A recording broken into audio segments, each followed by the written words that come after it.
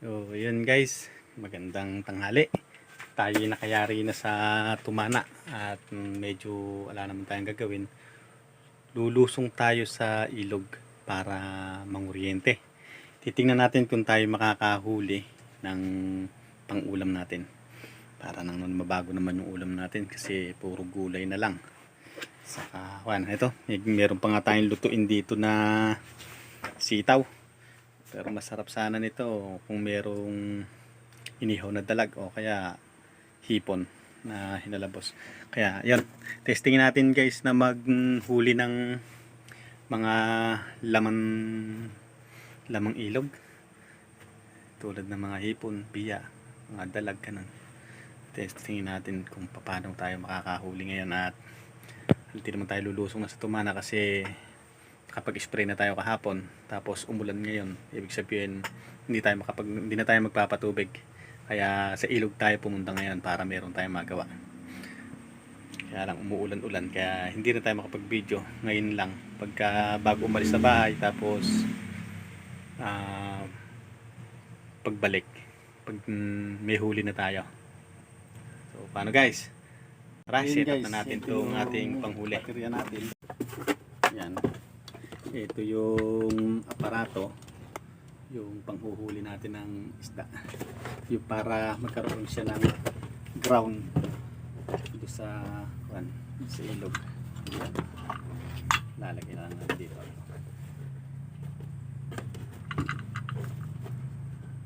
Yan.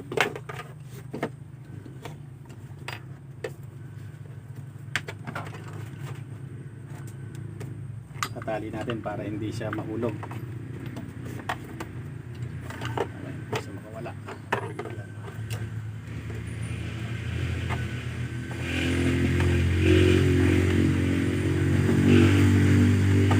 Ganun talaga, kailangan maraming tali para hindi siya kumawala. Meron kasi tinali mo na kumawala pa sa'yo. Higpit ang tali. Ito, dito to. Ito yung negative. Yan na.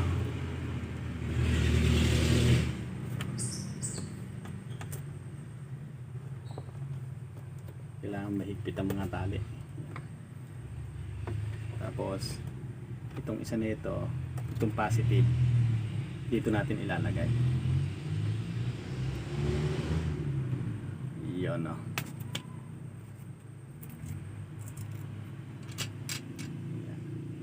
Pag tayo nang huli guys ng dalag, sasahog natin sa mga laman lupa. Kuha tayo doon sa kawayanan. Kuha tayo ng laman lupa doon sa kawayanan. Yan o, gandang tumunog. Parang tunog pa lang makakaulam na yan. Yan. So paano guys, tara sa ilog at testing natin. Ito guys yung ginawa kong buslo, lagayan ng huli. Yan o, nakita mo yan, nakita nyo guys yan o. Dito sa gabanda nito binutas-butas ko yan para nang noon yung tubig, pag lumusong ako nga hanggang bewang, tatapoy tubig. Pero dito sa banda nito, yung nakatali sa bewang ko dito sa lugar nito, hindi ko siya binutas kasi alam mo na, pag nanghuli ka ng hito may pantibo yun eh, baka sumuot doon sa butas yan, tinutusok, habang lumalakad ka tinutusok-tusok ka sa tagliran, ay masakit yun. Yan guys yung ginawa natin na lagay ng huli pag tayo nangunguryente sa ilog. Yan, gumawa tayo ng maliit eh, kaya lang masyadong maliit, kaya hindi siya natin gagamitin. Ito lang yung gagamitin natin para okay din.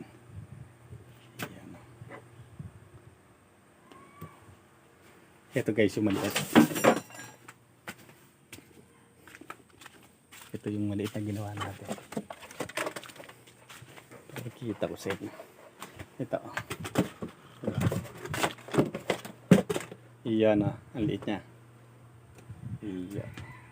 Binutas-butas ko din siya sa banda nito. Saka dito sa tagliran, saka sa ilalim. Saka dito. Pero yung gawin ng bewang, nung nilalagyan mo, hindi ko siya binutas-butas kasi nga ganun.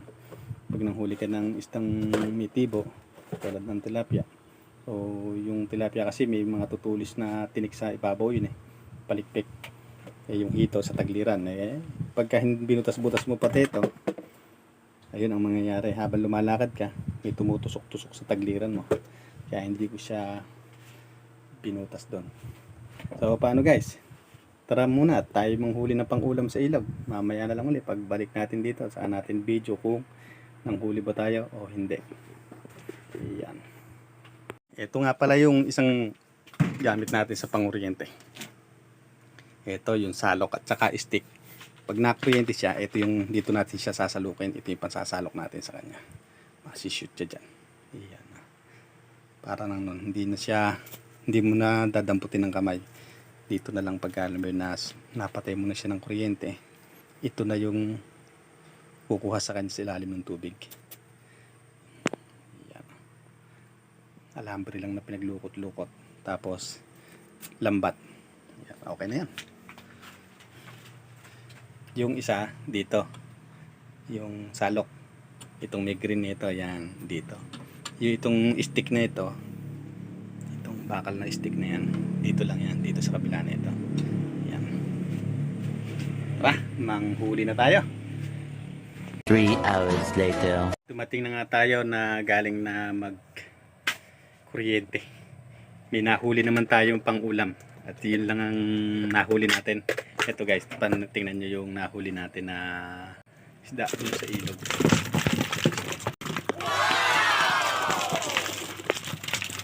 Yan no. Nakita nyo guys. Meron na tayong pang ulam. Oh. Hito, tsaka dalag. Yung nahuli natin.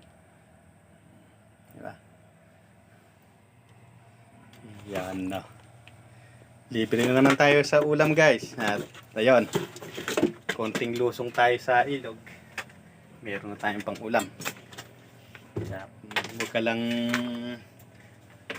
tulog-tulog dito sa probinsya, hindi ka talaga mawala ng ulam. Tamang-tama, may sitaw na putol-putol, meron pang sahog.